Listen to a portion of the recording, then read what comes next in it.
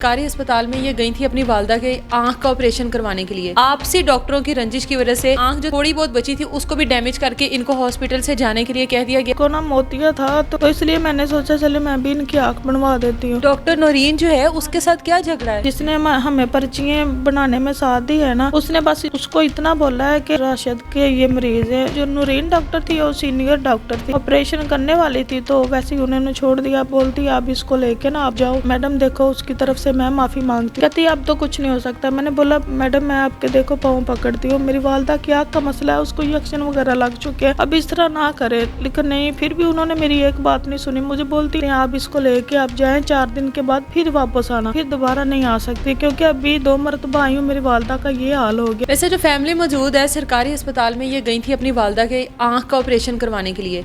3 से 4 बार वालदा को लेकर गई हैं, 2 बार वालदा ऑपरेशन थिएटर तक गई हैं और आपसी डॉक्टरों की रंजिश की वजह से पूरा प्रोसीजर होने के बावजूद ऑपरेशन नहीं हुआ और इनको निकाल दिया गया है। आज दोबारा इनको बुलाया गया और आज इनकी आंख जो थोड़ी बहुत बची थी उसको भी डैमेज करके इनको हॉस्पिटल से जाने के लिए कह दिया गया कि अब हम इसके बाद कुछ नहीं कर सकते। क्या हुआ है वालदा के आंख का मसला क्या था?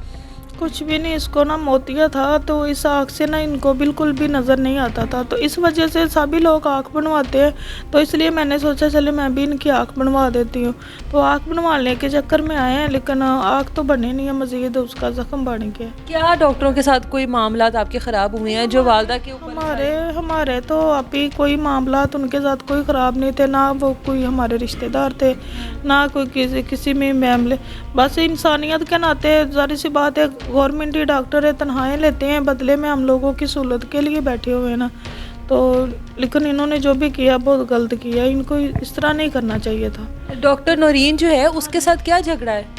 हमारा झगड़ा नहीं था, वो जिसने हमें पर्चियाँ बनाने में साथ दी है ना, उसने बस उसको इतना बोला है कि वो ना राशिद के ये मरीज़ है, राशिद इनको चेक कर रहे हैं, तो राशिद से बस इतना कहा कि राशिद से ऑपरेशन। राशिद भी डॉक्टर है? हाँ जी, वो भी डॉक्टर। वालदा का पहले ट्रीटमेंट राशिद करता है? हाँ जी, वो ही करता रहा। इस वजह से उसने बस इतना बोला है कि राशिद मौजूद था वहाँ पे, ये नहीं कि नहीं था, वो भी मौजूद था।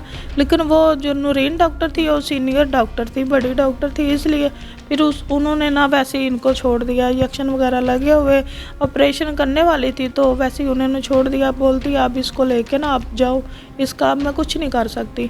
फिर मुझे पता चला कि नूरीन डॉक्टर ने ऑपरेशन नहीं कर रही मेरी वालदा का। मैं वहाँ तक ऑपरेशन थिएटर तक गई हूँ, वहाँ पे जब बाहर आई है मैं फिर उसके साथ ही आई हूँ।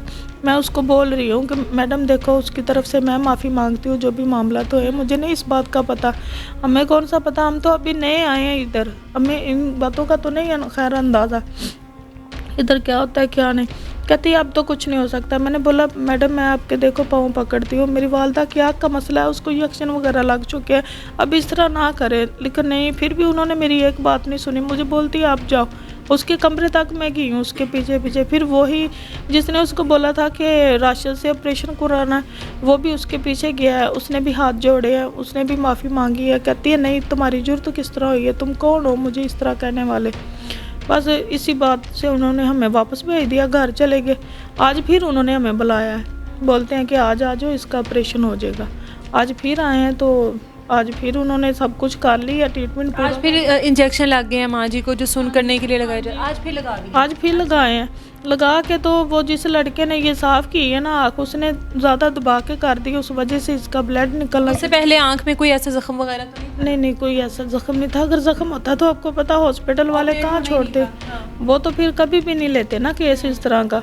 तो उन्होंने फिर जब राशिद डॉक्टर आया, उसने देखा तो कहता है इसका ऑपरेशन अब नहीं हो सकता, इसकी आँख से ब्लड निकल रहा है, आई एम सॉरी, आप अभी इसको लेके। आपने बताया नहीं कि ब्लड आप लोगों ने निकाला है, ऐसा तो कोई जख्म वगैरह था ही नहीं? हाँ जी, मैंने बोला है, तो कहता है अब पता नहीं कैसे निकल गया, इसको कहीं शुगर तो नहीं है। मैंने बोला ये तो किसी किस्म की कोई टैबलेट नहीं ले रही, तो शुगर इसको कैसे होगी, ये पूरी पर्ची है, पूरी सब कुछ आप लोगों के पास है, आप लोगों ने चेक करके इसको लिया है ना इधर ऑपरेशन के लिए। तो कहता चले अब हम क्या कर सकते हैं, आप इसको लेके आप जाएं, 4 दिन के बाद फिर वापस आना।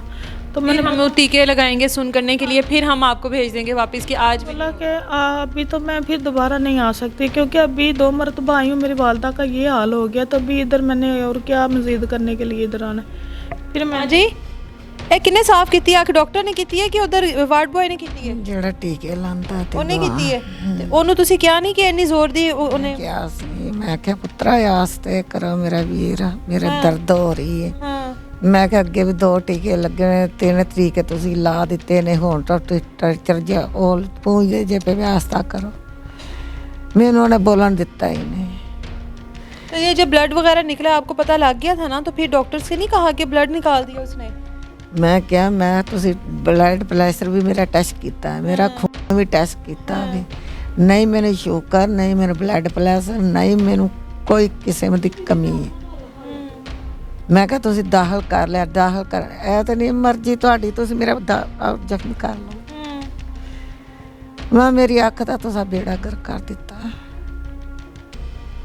ये सरकारी अस्पताल है, गरीबों के लिए बनाए गए हैं। गरीब लोग अपने पैसे बचाने के लिए या जिनके पास वसाइल नहीं होते इलाज के लिए जाते हैं, और सरकारी अस्पताल में उनका इस तरह का इलाज होता है कि उनको वापस किसी प्राइवेट अस्पताल में पैसे खर्च करने पड़ते हैं, फिर उनको किसी प्राइवेट अस्पताल का रुख करना पड़ता है। अब यकीनन ये किसी सरकारी अस्पताल का तो रुख नहीं करेंगे जो इस तरह के लोगों के लिए बनाए गए हैं।